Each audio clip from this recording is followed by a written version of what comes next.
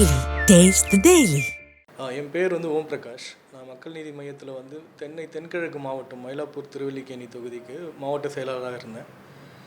இப்போது சமீபத்தில் அதிலிருந்து ராஜினாமா பண்ணிவிட்டு அண்ணா திராவிட முன்னேற்ற கழகத்தில் எதிர்க்கட்சி தலைவரும் பொதுச் செயலாளரும் திரு எடப்பாடியார் தலைமையில் ஏடிஎம்கேல இணைஞ்சிருக்கேன். நிர்வாகிகள் மாநில லெவலில் வந்தவங்க ஒரு எதிர்பார்ப்போடு வந்தவங்க விலகிட்டாங்க. இப்போ சமீபமாக அவர் கூட பயணித்து நற்பணி இயக்கத்துலேருந்து பயணித்து அதுக்கப்புறமா கட்சி தொடங்கியதுலேருந்து அவர் கூட இருந்த நிர்வாகிகள் வெளியேறதற்கான காரணம் நேரடியாக அவருடைய தொடர்பு இல்லை.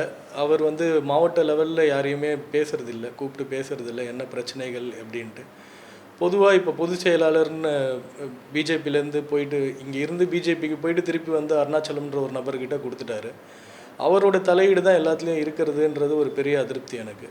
ஸோ அதுவும் ஒரு பெரிய ஒரு அதிருப்தியில் தான் வெளியேறிட்டேன் அங்கே இருந்து. அவர் பொதுக்குழு உறுப்பினரோடு அவருடைய விஷயத்தை முடிச்சிடுறாரு.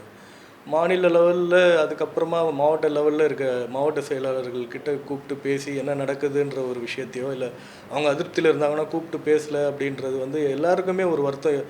மாவட்ட செயலாளர் இருந்த எல்லாருமே அந்த வருத்தத்தோடு தான் பயணிக்கிறாங்க. பட் இதுக்கு மேலேயே நான் அது வேணாம் அப்படின்னு சொல்லிட்டு தான் வெளியில் ஏறிட்டேன். கட்சி ஆஃபீஸுக்கு அவர் வரதில்லை, அவர் குறைச்சிட்டாரு. அவர் உள்ளே போகலன்றதை கேள்விப்பட்டேன். வெளியிலே கொடி ஏற்றிட்டு போயிட்டார் அப்படின்ட்டு. ஒரு கட்சி ஆஃபீஸ் பார்த்திங்கன்னா இப்போ ஒரு 4 பேர் இருப்பாங்க அந்த ஆஃபீஸில். அவங்க ஒண்டி தான் இருப்பாங்க. உள்ள ஒரு நிர்வாகிகள் போகிறதோ ஒரு ஏதாவது ஒரு விஷயம் நடக்கிறதோ ரொம்ப கம்மியாயிடுச்சு. கூட்டணி அதான் திமுகவுடன் சேர்ந்தது நியூட்ரலாக நிறைய பேர் சேர்ந்தாங்க மக்கள் நீதி மையத்தில். அவங்களாம் அப்பயே ஓரளவுக்கு விலகிட்டாங்க 2021 அப்புறமாவே. அப்புறம் 24 கூட்டணின்னு அறிவித்த போதுமே நிறைய பொதுவாக இருக்கக்கூடிய மக்களுமே ஆதரவு தெரிவித்தவங்களுமே நிறைய பேர் மாவட்ட லெவலில் எல்லாருமே விலகிட்டாங்க.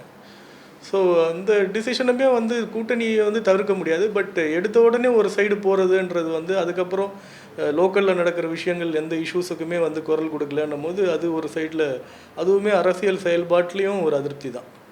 கட்சியினுடைய பலத்தை பொறுத்து தான் கூட்டணி பேச முடியும். பட் இருந்தாலுமே ஒரு எம்பி சீட்டு அப்படின்றது ஒரு வருத்தம் தான். அது அந்த அளவுக்கு ஒன்றும் அவருடைய ஃபேஸ் வேல்யூ இன்னும் ஜாஸ்தி தான். அது அவர் இன்னும் பார்கெயின் பண்ணியிருக்கலாம். இல்லை, ஒரு அரசியல் கட்சி அரசியல் செயல்பாடு இஷ்யூஸ் ஒருத்தருக்கும் நம்மளுடைய நிலைப்பாட்டை சொல்லி தான் ஆகணும். அது கம்மியாகிட்டே தான் இருக்குது. அது வெறும் மத்திய அரசு பண்ணுற விஷயங்களுக்கு ஒண்டி தான் குரல் கொடுப்பேன், மாநில லெவலில் நடக்கிறது சைலண்ட்டாக கடந்து போயிடுவேன்ற விஷயமும் அது சமீப காலமாக ஜாஸ்தியாகவே இருக்குது. அதுவுமே ஒரு வருத்தம் தான். அரசியல் செயல்பாடு குறைஞ்ச உடனே இப்போ அடுத்தது நம்ம இப்போ கேள்வி கேட்கணும் அப்படின்ற ஒரு நிலையில் இருக்கும்போது தான் அடுத்த கட்சியில் சேரணுன்னும் போது ஓகே, எடப்பாடியார் தலைமையில் அண்ணா திராவிட முன்னேற்ற கழகம் சிறப்பாக செயல்பட்டு இருக்கு. அடுத்த ஆட்சிக்கு வந்ததுன்னா அந்த நல்ல ஒரு ஆட்சி வரும் அப்படின்ற ஒரு நம்பிக்கையில் தான் என்னுடைய கான்ட்ரிபியூஷனை அந்த கட்சிக்கு கொடுக்கலாம் அப்படின்றதுனால தான் சேர்ந்துருக்கு. அதிருப்தி துணைத் தலைவர்லேருந்து அதிருப்தியில் தாங்க இருக்காங்க. நான் பார்த்த வரைக்கும் எல்லாருமே அதிருப்தியில் தான் இருக்காங்க. அதுவும் சென்னையில் நிர்வாகிகள் மாவட்ட லெவலில் எல்லாருமே அதிருப்தியில் தான் இருக்காங்க. வெளியேறதுக்கான சான்சஸ் நிறைய இருக்குது. அவர் இப்போது எம்பி சீட் வாங்கிட்டு அவர் போன பிறகும் சரி, 2026 கட்டத்திலையும் சரி, வெளியே நிறைய பேர் வரத்துக்கான வாய்ப்பு தான் நிறைய இருக்குது. பகுத்தறிந்து பார்த்ததில் இப்போது இருக்கிற நிலைமைக்கு ஒரு மாற்று வேணும் அப்படின்றது தான் நான் நினைக்கிறது. ஸோ அடுத்த மாற்றுன்னு வரும்போது இப்போ ஒரு 4.5 ஆண்டு சிறப்பாக ஆட்சி கொடுத்த ஏடிஎம்கேவே திருப்பி ஒரு நல்ல ஆட்சி கொடுக்குன்ற நம்பிக்கையில் தான் இப்போது எடப்பாடி தலைமையில் செயல்பட்டுருக்க அண்ணா திராவிட முன்னேற்ற கழகத்தில் இணைஞ்சிருக்கேன். அவர் கண்டிப்பாக ஃபஸ்ட்டு இஷ்யூஸ்க்கு அவர் குரல் கொடுக்கணும். ரெண்டாவது அரசியல் நிலைப்பாட்டில் ஒவ்வொரு விஷயத்துக்கும் அவர் குரல் கொடுக்கணும். நிர்வாகிகள்கிட்ட டைரெக்டாக பேசி அவர்களுக்கு ஏதாவது ஒரு குறைகள் இருந்தாலோ இல்லை என்ன மாதிரி டிசிஷன் எடுக்கிறதோ அது ஒரு வார்த்தை பேசிட்டு எடுக்கலாம். அவர் தலைவர் அவர் முடிவு எடுக்கிறதுக்கு அவர் முழு உரிமை இருக்குது. பட் இருந்தாலும் என்ன நடக்குது, கிரவுண்டில் என்ன இருக்குது அப்படின்றத நிர்வாகிகள்கிட்ட மாவட்ட நிர்வாகிகள்கிட்ட கேட்குறது நல்லது. அது முதலேருந்தே அவர் செய்யலை. இப்போ இன்னும் மோசமான நிலைமை தான் இருக்குது. முதல்ல அவர் இங்கேருந்து போயிட்டு பிஜேபியில் சேர்ந்துட்டு திருப்பி மக்கள் நீதி மையத்துக்கு வந்தார்.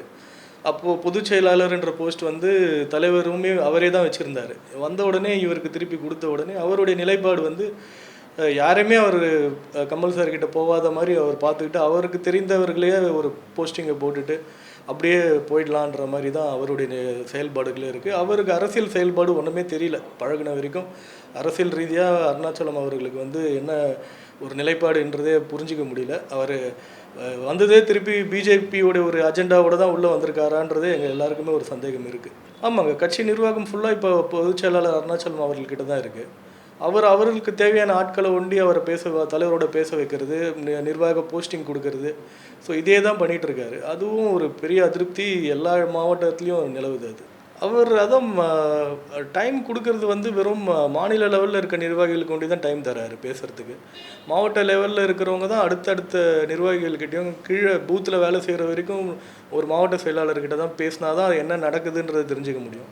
அதை வந்து தெரிஞ்சால் தான் அவர் அதுக்கேற்ற மாதிரி முடிவு எடுக்க முடியும். இப்போ மாநில லெவலில் இருக்கிறவங்க, இப்போ பொதுச் செயலாளருக்கு பூத் லெவலில் என்ன நடக்குதுன்றது அவர் என்ன சொல்கிறாருன்றது நமக்கு தெரியாது. ஸோ அதனால் இருக்கிற அதிருப்தி எல்லாருக்குமே இருக்காது. அவர் முதலிருந்தே அவர் மாவட்ட செயலாளர்கள்கிட்ட டைரெக்டாக ஒரு கான்டாக்ட் வச்சுக்கவே இல்லை. நடுவில் இருக்கிறவங்களும் அது விரும்பாத மாதிரி தான் நடக்குது. இப்போ இன்னும் மோசமாகி இப்போ அருணாச்சலம் அவர்கள் கைக்கு போன பிறகு மொத்தமாக எந்த ஒரு தொடர்பே இல்லாத மாதிரி ஒரு நிலைமை தான் இருக்குது. இஷ்யூ பேஸ்டு எதுவுமே ஒரு எந்த இஷ்யூக்குமே ரியாக்ஷன் இல்லாத மாதிரியே அதுவும் சமீப காலமாக நடந்துக்கிற எந்த ஒரு இஷ்யூக்குமே ஒரு சரியான அரசியல் நிலைப்பாடே இல்லாத மாதிரி ஒரு விஷயம் இருக்குது. அதுவும் நிர்வாகிகளுக்கு இடையே அதிருப்தி இருக்குது. அதுவுமே நாங்கள் சொல்கிறதுக்கு ஒரு ஸ்பேஸோ இதுவுமே இடமே கிடையாது கட்சியில்.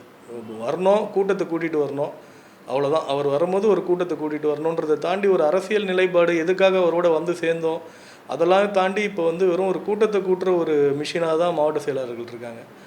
அதுவுமே அதிருப்தி, அதுவுமே ஒரு பெரிய அதிருப்தி தான். Taste the Daily. செய்திகளை உடனுக்குடனும் துல்லியமாகவும் தெரிந்து கொள்ள சப்ஸ்கிரைப் பண்ணுங்க.